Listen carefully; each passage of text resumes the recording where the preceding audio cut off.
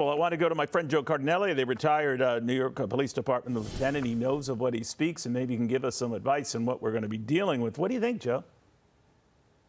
You know, Neil, it's the same old, same old. It's 'tis the season to be a criminal, and they just keep upping their game.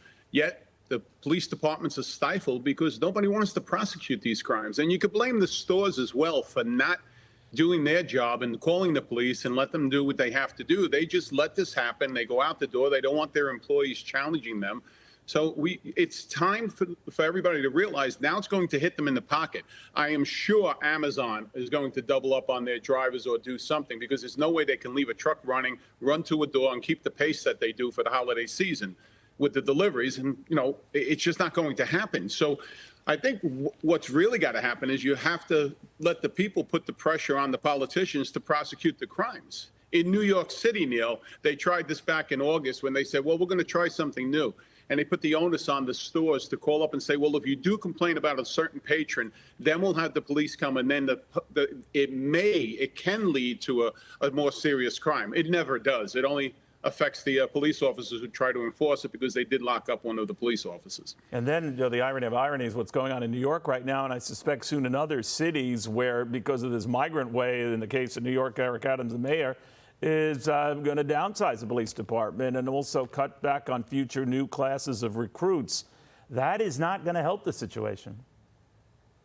No, I mean, he's already, the burden is already on the current police department to do more with less. I mean, how much more with less do you want them to do? I mean, cutting back the numbers under 30,000, that's unimaginable, really. I mean, when you think about it, especially in this day and age when we have these migrants here, and a lot of them are unvetted. They all are unvetted as far as I'm concerned, and you don't know what their criminal, what the criminal component of these migrants are. So you're going to need every hands-on person that you can, and you already have a mass exodus from retirement. So you want to replenish those, you know, the ranks, but you're not even able to do that now. He's cutting back the police department $132 million.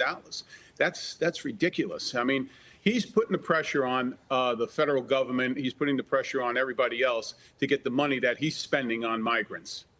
You know what I'm wondering about, too? If you could offer us any advice, Joe. Of course, it's one thing to protect ourselves, and no one wants to suffer any physical harm in all of this. But what do you do in an environment where a lot of people used to think, at least I'm getting packages delivered to me, I'm fine. Then a lot of these packages are stolen. Now they're going after the people delivering them to you. What do you do? I mean, you have to protect your own property, so that starts at home. And, you know, I'm not going to, you know, say what I would do in a circumstance. It has to happen for me to do something. But the people are fed up with this, and they're really taking the matters into their own hands. A lot of people are like, enough is enough. I'm not going to wait for the police to come, because if they do come, these people aren't going to get prosecuted anyway. So I think it's time for people to start voting in the right direction. And you have to understand that elections do have consequences. It's not a cliche. It's the real deal when it comes to crime. And look how many of them are going into the stores, Neil. You're looking at 20, 30 of them. They're just a mass of them going in. Nobody wants to confront them. But eventually they're going to have to come up with some other plans of how to trace them online when they're trying to sell these goods. And they're going to have to get a little tougher with them. But the prosecutors have to prosecute. And that is not happening in New York City. Yeah, you're either going to be tough on crime or you're not. Bottom line.